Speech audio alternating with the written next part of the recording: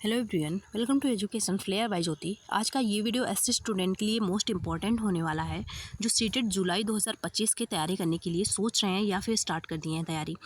यहाँ पर हम सीटेट जुलाई 2025 के बारे में डिस्कशन करेंगे। जो भी आपके मन में डाउट चल रहे होंगे, सारे डाउट क्लियर होंगे एक ही वीडियो में, कि न्यू सिलेबस इसका क्या होने वाला है और साथ में क्या नेगेटिव मार्किंग इस बार लागू होगा या फिर एग्ज़ाम डेट क्या रहने वाला है, नोटिफिकेशन कब तक आएगा। क्योंकि जब आपको टाइम पता होगा कि कितने मंथ का आपके पास टाइम है तैयारी करने के लिए, उसी हिसाब से आप अपना टारगेट बनाएंगे, नोट्स बनाएंगे, सारी चीज़ें क्लियर करेंगे। और यहाँ पर एग्ज़ाम पैटर्न क्या होने वाला है, मोड क्या होने वाला है, ऑनलाइन होगा या फिर ऑफलाइन होगा एग्ज़ाम आपका, सारी चीज़ों के बारे में डिस्कशन करेंगे। तो यहाँ पर देखिए, जो पिछला एग्ज़ाम हुआ था सीटेट दिसंबर वाला, यहाँ पर आप देखे होंगे कि इसके पहले जो एग्ज़ाम होता था 2022 में ऑनलाइन मोड में हुआ था, लेकिन जब ऑफलाइन मोड में एग्ज़ाम होता था तो केवल एक दिन में ही एग्ज़ाम यहाँ पर करा लिया जाता था। लेकिन जब सीटेट दिसंबर हुआ तो यहाँ पर बोला गया कि स्टूडेंट की संख्या ज़्यादा है, जिस वजह से जो एग्ज़ाम का डेट इन्होंने रखा 2 दिन में रखा, 14 एंड 15 को रखा इन्होंने डेट। तो इसी प्रकार से जो इस बार सीटेट जुलाई वाला एग्ज़ाम होगा वो जुलाई के फर्स्ट वीक में हो जाएगा। अगर फर्स्ट वीक में नहीं होता, 2 या 3 दिनों में कराते हैं, तो 10 जुलाई के पहले पहले हर हाल में हो जाएगा। क्योंकि सीटेट के द्वारा जो भी ये नोटिफिकेशन आता है, फॉर्म फिलअप का टाइम चलता है या फिर एग्ज़ाम डेट होता है, जैसे सीटेट दिसंबर वाला, तो नेक्स्ट जो सीटेट दिसंबर होगा वो बिल्कुल पैटर्न फॉलो होता है। तो उसी प्रकार से जो पिछले जुलाई वाला एग्ज़ाम हुआ था वो 7 जुलाई को हुआ था। तो क्योंकि इसी दिन संडे पड़ रहा था, और इस बार जो जुलाई में एग्ज़ाम आपका होगा वो 10 जुलाई के पहले फिक्स है। बिल्कुल जुलाई के फर्स्ट वीक में ही आपका एग्ज़ाम हो जाएगा, 2 या 3 दिनों में कराया जाएगा इस बार भी, क्योंकि स्टूडेंट की संख्या कम नहीं होने वाली है।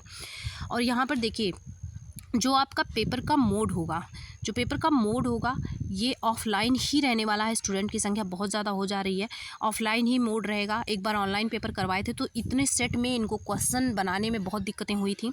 2022 में ऑनलाइन मोड में हुआ था, तब से ऑफलाइन ही चल रहा है और उसके पहले भी ऑफलाइन ही था। तो आपका जो पेपर मोड है वो ऑफलाइन ही होने वाला है, इसलिए आप टेंशन मत लीजिए। और यहाँ पर जो एग्ज़ाम का पैटर्न है, एग्ज़ाम का जो पैटर्न है वो थोड़ा सा चेंज होगा। यहाँ पर पेपर 1, अभी तक क्या एग्ज़ाम हो रहा था, पेपर 1 का हो रहा था और पेपर 2 का हो रहा था। आप देखे होंगे इसके पहले बात चल रही थी कि पेपर 3 भी आएगा इसमें। तो पेपर 1 का जो एग्ज़ाम था 1 to 5 के लिए था, पेपर 2 का जो एग्ज़ाम था वो 6 to 8 के लिए था।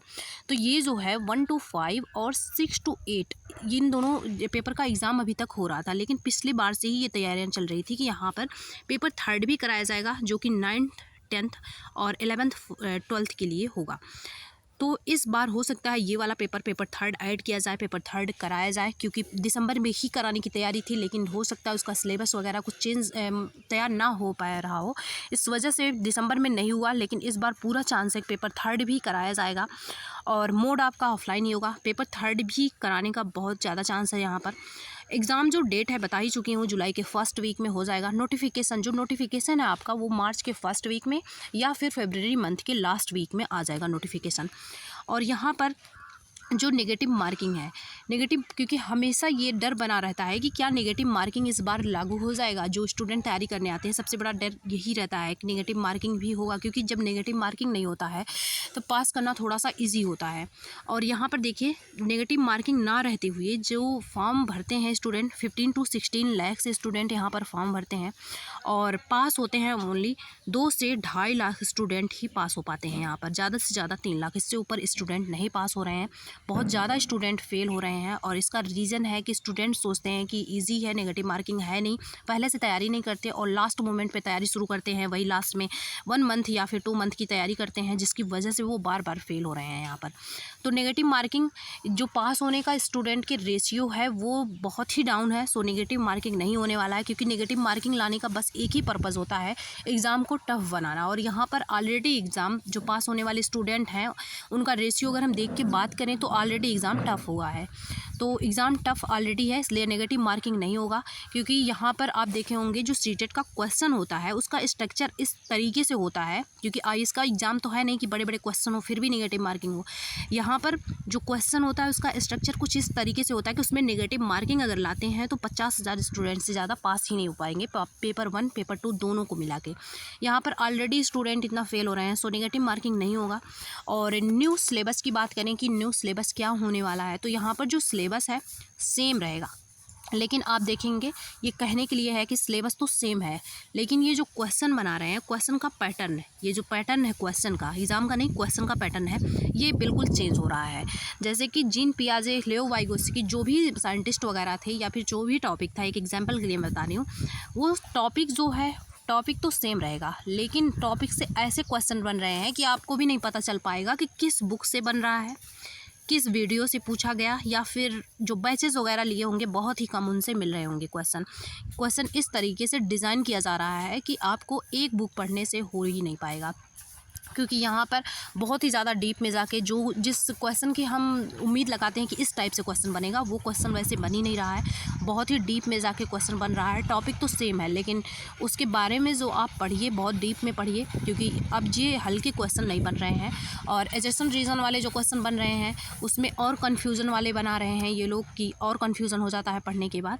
यही रीज़न है कि इतने सारे स्टूडेंट यहाँ पर फेल हो रहे हैं। अब देखिए, जो स्टूडेंट इस बार फेल हुए हैं, कुछ तो ऐसे स्टूडेंट है कि जैसे ही रिज़ल्ट आया या फिर जैसे ही आंसर की मिलाए, उसके तुरंत बाद से ही अपनी जो तैयारी है, अपना प्रिपरेशन है, स्टार्ट कर दिए। लेकिन कुछ ऐसे स्टूडेंट होंगे जो भी वेट कर रहे होंगे नोटिफिकेशन आ जाए, फिर नोटिफिकेशन के बाद वो वेट करते रहते हैं कि और थोड़ा सा टाइम बीत जाए, या कोई फेस्टिवल वगैरह होता है तो उसको सोचते हैं कि ये बीत जाए फिर मैं पढ़ाई स्टार्ट करूँगा। ऐसे स्टूडेंट ही फेल होते हैं। वहाँ पर कुछ ऐसे स्टूडेंट थे जो मतलब रिज़ल्ट आया, फेल होने के तुरंत बाद से ही 1-2 दिन बाद ही कमेंट करने लगे, या फिर आसपास के जो स्टूडेंट थे वो दोबारा से अपना जो प्रिपरेशन था वो स्टार्ट कर दिए। इसलिए आप भी तैयारी में अभी से लग जाइए अगर 100% आपको सक्सेस चाहिए, क्योंकि अब एग्ज़ाम का जो मोड है, एग्ज़ाम है वो इतना इजी नहीं बन रहा है। अगर इजी होता तो आप ये जो पास होने का रेशियो है इतना डाउन नहीं होता। अभी से अगर तैयारी स्टार्ट करते हैं, सीटेट जुलाई हर हाल में पास हो जाएंगे। जो स्टूडेंट तैयार कर दिए हैं, अभी से प्रिपरेशन स्टार्ट कर लिए हैं, वही पास होंगे। बहुत रेयर ही स्टूडेंट होते हैं जो 1 या 2 महीने की तैयारी में पास हो पाते हैं यहाँ पर। चलिए मिलते हैं नेक्स्ट वीडियो में। और मान लीजिए कुछ ऐसे स्टूडेंट हैं जो नए हैं बिल्कुल, जिनको पता नहीं है पेपर 1 पेपर 2 का सिलेबस क्या है, वो देख लीजिए। पेपर 1 है ये पेपर 2 है, सिलेबस भी आप देख लीजिए यहाँ पर। पेपर 1 में जो CDP है ये 30 नंबर का पूछा जाता है। अगर CDP वाला पोर्शन आपका मजबूत है और तो आपको पास होने से कोई नहीं रोक पाएगा। CDP में सब्जेक्ट पेडागॉजी भी थोड़ा सा मजबूत होना चाहिए यहाँ पर। CDP है, फिर आपका मैथ है, ये भी 30 नंबर का पूछा जाएगा, जिसमें कि 15 न्यूमेरिकल होगा, 15 पेडागॉजी होगा। और EVS है, ये पेपर 1 का है। EVS है, ये भी 30 नंबर का पूछा जाएगा। और 2 लैंग्वेज होता है, एक लैंग्वेज 1 होता है 30 नंबर का, एक लैंग्वेज 2 होता है 30 नंबर का। ये सिलेबस आपका पेपर 1 का। पेपर 2 का सिलेबस आप देख लीजिए। CDP है, ये कॉमन ही है, ये CDP दोनों में। और ये जो language first, language second, language first है प्लस लैंग्वेज सेकेंड भी है, 30 का ये आएगा। ये हुआ, ये भी 30 का आएगा। और यहाँ पर देखिए और चीज़ें देख लीजिए आप। SST होता है एक, जो BA किए हैं, और एक होता है आपका मैथ और साइंस। ये इससे क्वेश्चन पूछे जाते हैं 60। मैथ साइंस आप लेंगे, ऑप्शनल होता है, या तो आप मैथ साइंस लीजिए या तो आप SST लीजिए। ये सिलेबस है अभी पेपर 1 पेपर 2 का। अगर पेपर 3 आता है तो उसका सिलेबस वगैरह सब कुछ बताएंगे, क्या पैटर्न रहने वाला है। मुझे लगता है पैटर्न यही होगा, बस उसमें जो सिलेबस है आपका ये सब्जेक्ट वाला ये चेंज होगा।